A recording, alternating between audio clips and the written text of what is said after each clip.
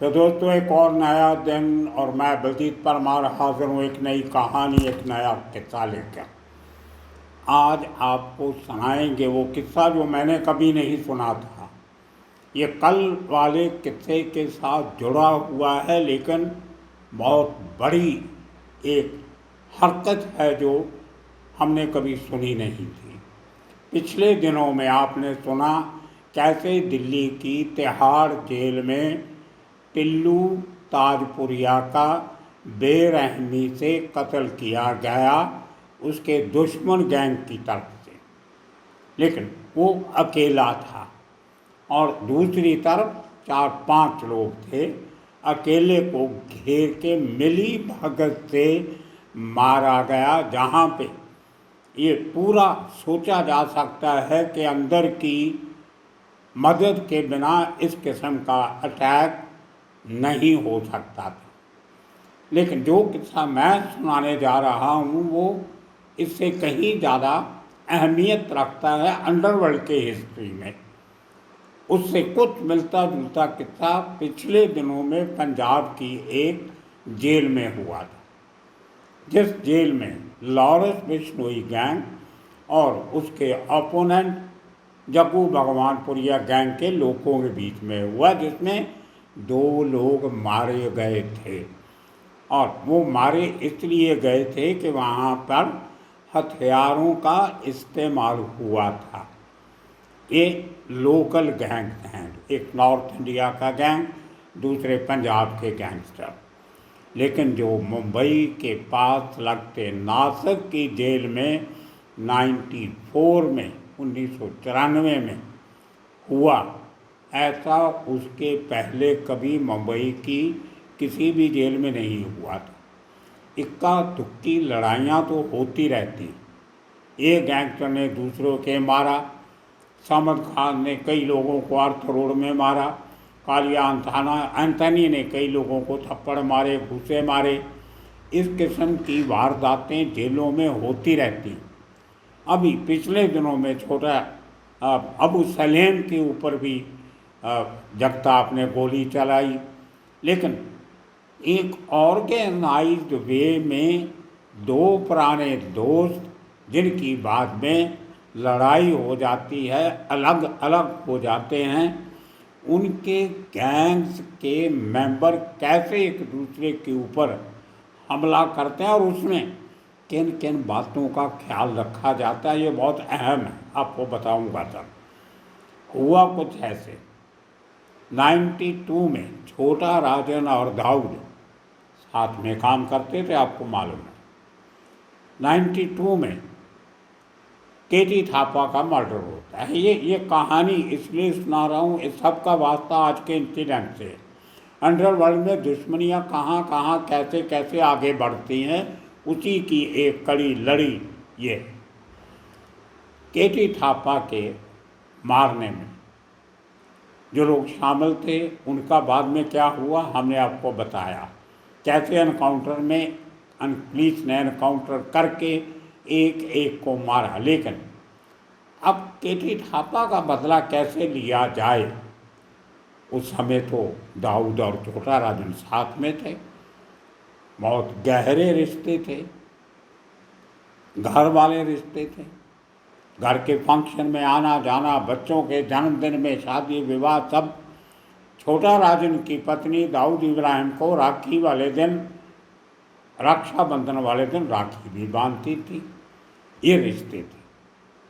लेकिन फिर भी जिस केटी थापा को एक ज़माने में छोटा राजन का दोस्त कहा जाता था शिवसेना से नज़दीकियों की वजह से, उसी को छोटा राजन ने मरवा दिया।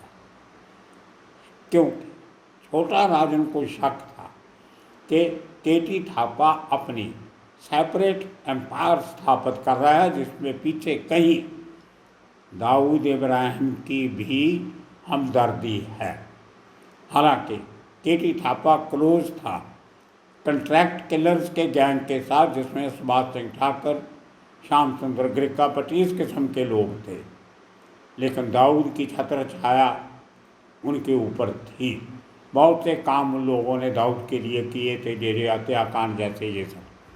तो चलते चलते अंदर से कहीं ना कहीं छोटा राजन और दाऊद के बीच में फ्रिक्शन होनी शुरू हो गई थी, जिसको अंग्रेजी में एक वर्ड है कोल्ड वॉर, जो एक ज़माने में रशिया और अमेरिका के बीच में चलती थी। कोल्ड वॉर, सीधी लड़ाई नहीं होती लेकिन अंदर खाते लड़ाई जारी रहती, एक दूसरे का नुकसान किया जाता है और तरीक़ों से, अंडर कवर तरीक़ों से।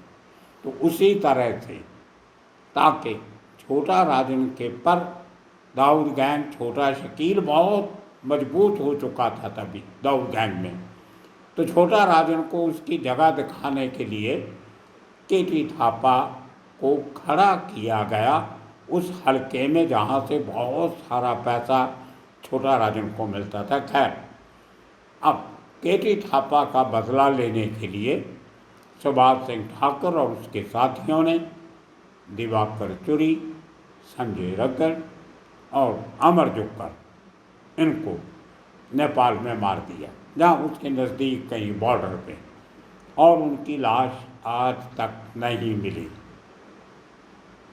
ये बहुत बड़ा हादसा था। और मैंने अपने एपिसोड में बताया था, जब ये तीनों की खबर मरने की छोटा राजन तक पहुंची थी तो वो पूरी रात रोता रहा था, सो नहीं सका। तब तक छोटा राजन दाऊद से अलग हो चुका। अलग होके भी कई अंदर खाते रिश्ते ऐसे थे अभी जो खुल के बाहर नहीं आए थे। उसकी एग्जाम्पल इस इंसिडेंट से मिलेगी। संजय रग्गड़ और दिवाकर चुरी और जुक्कर के मर्डर के पहले तक कोई भी एक दूसरे के खिलाफ खुल के नहीं बोला था। ना तो छोटा राजन ने को अपनी दाऊद के साथ सीधी दुश्मनी का इजहार किया था, ना ही दाऊद ने छोटा राजन के खिलाफ कोई, ना ही छोटा राजन ने कोई ओपन वॉर का इजहार किया। खुली लड़ाई, इसका भी कोई फैसला नहीं हुआ था, सामने नहीं आई थी। लेकिन जैसे ही छोटा राजन को इन तीनों के मरने की खबर मिलती है, वो मलेशिया में था, तो एक मैसेज, जिसको जेल की भाषा में चिट्ठी कह देते हैं, वो चिट्ठी नासिक जेल पहुंचती है। मुंबई के नज़दीक नासिक की जेल बड़ी मशहूर जेल है, वही जेल जिसमें छोटा राजन के खास ओपी सिंह का मर्डर 2002 में हुआ था। वो किस्सा आपको सुना चुके हैं। तो उस जेल में कौन कौन थे, जरा ध्यान से सुनिए। पुरानी रिश्तेदारियों का ख्याल कैसे रखा जाता है वो आपको पता चलेगा। उस जेल की बैरक नंबर 4 में छोटा राजन के लड़के लोग थे, जिनमें फरीद तनाशा, विक्की मल्होत्रा और उसके साथ पूरा गैंग, 22-23 लड़के, और उनके तो आगे छोटे मोटे कई और भी थे। टोटल कहते हैं कि 37 लड़के छोटा राजन के नासिक जेल की बैरक नंबर 4 में बंद थे, और उसके नज़दीक दूसरी बैरक थी जिसमें दाऊद इब्राहिम के गैंग के लोग थे, बड़े बड़े लोग, फाही मच उनमें एक था, उसी समय बंद था। उनमें एक शख्स था रहीम फकीर। अब ये नाम जरा आप दिमाग में रखना, मैं आपको थोड़ी देर में बताऊंगा ये आदमी कौन था। उनमें सलीम तलवार, उसमें बच्ची पांडे या बच्ची सिंह, इस कस्म के बड़े बड़े लोग, दाऊद इब्राहिम गैंग के 18-20 लोग वहाँ पे। और उसके साथ में एक एनेक्सी थी 6 नंबर वार्ड में, जिसमें सुभाष सिंह ठाकर के 15-16 लड़के उसके गैंग के, गिरकापट्टी उसके गैंग के लड़के, जिन अनिल परब ये वो सब पूरा गैंग उधर था, सब बहुत से लोग थे।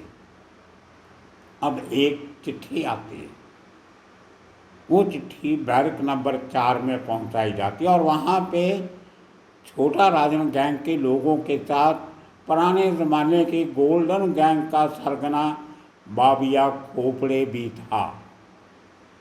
कुछ और लोग भी थे जिनके नाम आपको बताएंगे। चिट्ठी आती कि दिलीप जुक्कर, अमर जुक्कर, दिवाकर चुरी, इनके खून का बदला लेना, लेकिन अभी मारना नहीं है किसी को जान से। बदला ये लेना है कि जितनी जल्दी हो सके उनकी बैरक में घुस के उनकी पिटाई करो ज़बरदस्त, उनकी बेइज्जती करनी है, ताकि मैसेज पाकिस्तान तब तक दाऊद का गैंग कराची शिफ्ट कर गया था कि कराची तक मैसेज जाए कि हम अपनी जेलों में कुछ भी कर सकते हैं। खून खराबा नहीं करना, लेकिन धुलाई इतनी करो कि उनके सर शर्म से झुक जाए। ये मैसेज छोटा राजन का अपने बंदों को आता है। अब यहाँ 37 आदमी एक बैरक में बैठे चिट्ठी पढ़ते हैं और पूरी प्लानिंग करते हैं उसी दिन रात को लेट नाइट बैठ के। उसमें जो यंग लड़के थे जिनकी इतनी हिम्मत नहीं थी, दलेरी नहीं थी, या जिनको रिस्क में नहीं डालना चाहते थे, या बाबिया खोपड़े जैसे लोग जिनको साथ में थे लेकिन उसको इन्वॉल्व नहीं करना चाहते थे, उनको तो कहा कि आप सब लोग साइड में रहना और रात को जो मीटिंग होती है चुप के खुसर मुसर करके बैरक बंद होने के पहले, ताकि अगर सब बंद होने के बाद मीटिंग करोगे तो पड़ोस वालों को शक हो जाता। सारी प्लानिंग हो गई तो सुबह जैसे ही 6 नंबर बैरक के गेट खुलेंगे इनके ऊपर हमला करें। और सुबह हमले के पहले एक और छोटी सी मीटिंग की जाती है जिसमें एक बात और सबके कान में कही जाती है कि जब हम दाऊद के लोगों को मारेंगे, पिटाई करेंगे, उनमें 2 लोगों पे हाथ नहीं उठाना। वो 2 लोग कौन थे? एक सलीम तलवार जो दाऊद का आदमी था पर उसकी छोटा राजन से भी बनती थी। दूसरा था रहीम फकी, दाऊद इब्राहिम का बहनोई, बहन का पति। इन 2 लोगों के ऊपर हाथ नहीं उठाना, ये इंस्ट्रक्शन दी गई। आप देखिए दुश्मनी चालू है, जीने मरने का सवाल है। छोटा राजन अपने नए सिरे से पैर जमाने की कोशिश कर रहा है, दाऊद से अलग हो गया, लेकिन फिर भी दाऊद के खास दोस्त सलीम तलवार और सलीम पासपोर्ट के ऊपर हाथ नहीं उठाना और दाऊद के बहनोई रहीम फकी के ऊपर हाथ नहीं उठाना। बाकी सबकी जितनी धुलाई कर सकते हो करो। उनमें सिलेश पवार था, ये थे 6 फुट का, सब तकड़े खासे लोग थे। अब देखिए ये पूरा गैंग छोटा राजन का सुबह जैसे 8 साढ़े 8 बजे गेट खुलते हैं, बैरक खुलती है, दरवाज़ा, ये लोग भाग के चले जाते हैं वहाँ और वो पिटाई शुरू करते हैं उन लोगों की जिनकी कोई तैयारी नहीं थी।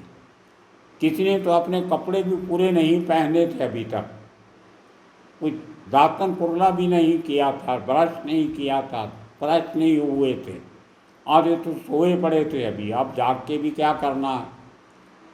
तो उसमें सबसे ज़्यादा मार पड़ी थी बच्ची सिंह को और फाहिम मत को। ये तो एक बार ऐसा लगा कि ये शायद आखिरी सांस छोड़ चुके हैं, लेकिन बच गए। पूरा फेस पे, मुंह पे मार मार के घुसे, टांग, लात खींच के पाँव से पकड़ के दीवारों में मारा।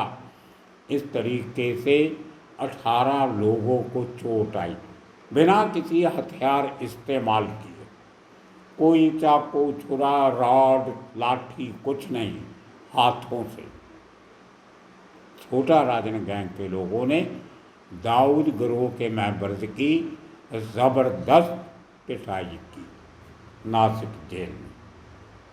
और जैसे ही लड़ाई ये हुई और ये कुछ मिनटों में ये सब पिटाई बिटाई कर दी और एक एक करके वहाँ से निकलने लगे। अब वो लोग, अब आपको हैरानी होगी कि उन लोगों ने रिटेलिएट क्यों नहीं किया। उसका कारण 93 बॉम्ब ब्लास्ट, 93 के ब्लास्ट हो चुके थे।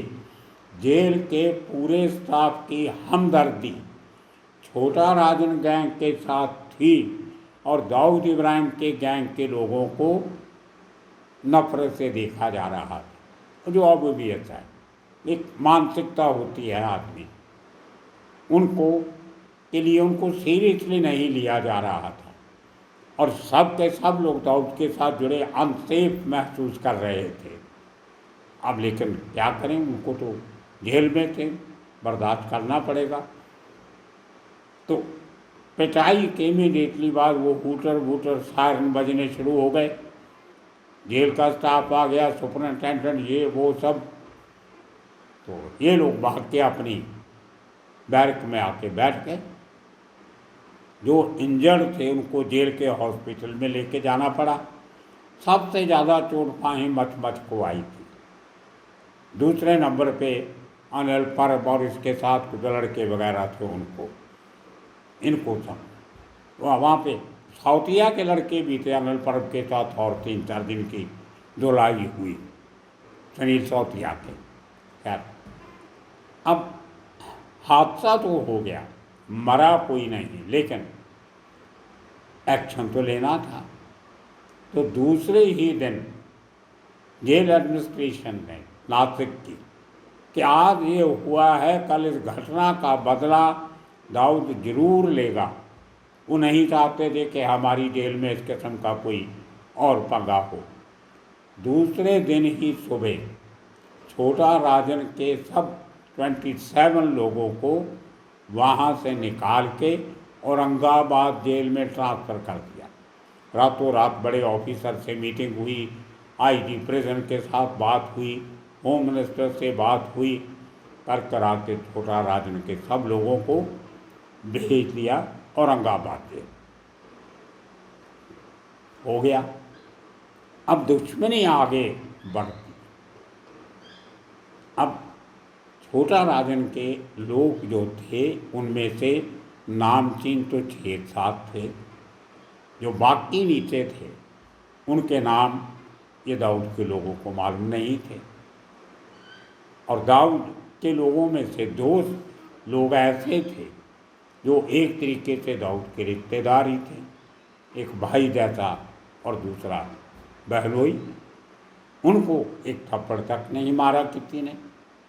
तो कहीं ना कहीं छोटा राजन के दिल में अभी भी एक सॉफ्ट कॉर्नर कहो या पुराने रिश्ते, हो सकता है दुबई में बहुत बार वो सलीम पासपोर्ट को मिला हो और दाऊद के बहनोई को मिला हो, तो पुराने रिश्ते वो नहीं दिमाग से निकलते, कई बार उनको माफ़ कर दिया गया। और उसके बाद आखिरी इसका जो पंगा, दूसरे दिन लिस्ट बनाने का काम हुआ कि कौन कौन लोग थे जो हमले में शामिल थे। अब सब पैसा देते थे जेल एडमिनिस्ट्रेशन को, सबका पैसा जाता था, सबको तो वो एक्शन ले नहीं सकते थे। तो कोई रिकमेंड करना था, जिन लोगों को 27 लोगों को ट्रांसफ़र किया। उस रात को पता चला कि ये हमारे भाई लोग जिनका किस्सा आपको कल सुनाया था, ये दोनों भाई जेल में थे।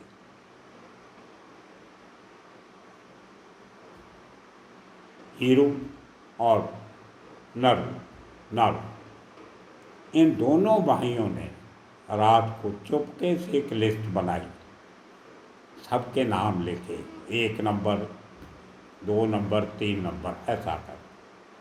वो जो 27 लोग ट्रांसफ़र किए थे, उस 27 लोगों की लिस्ट जेल के सुपरिटेंडेंट को इन भाइयों ने दी, जिसका किसी को कोई इल्म नहीं था।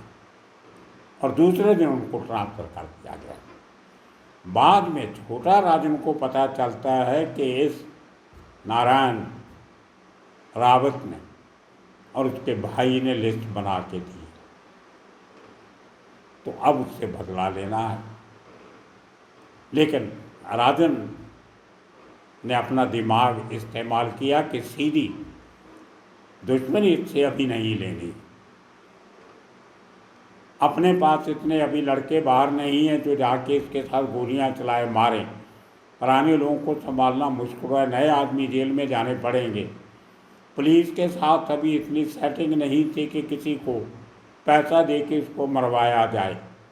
तो सबसे सस्ता और सुंदर टिकाऊ तरीका था उसका पता निकालना।